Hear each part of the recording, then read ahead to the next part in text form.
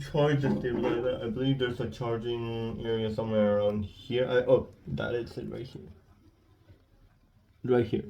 As you can see, I think that's the charging area. Or maybe the storage area is that, but we have to figure it out. I'm gonna figure out, show you the main guide later.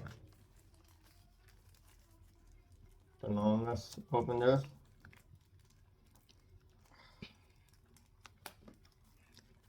Okay. Oh my god. This is not opening for some reason. There we go.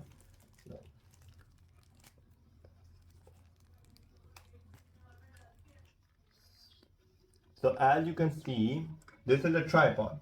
So if you look closely right here, once you attach the tripod to the stabilizer, you can literally record with it.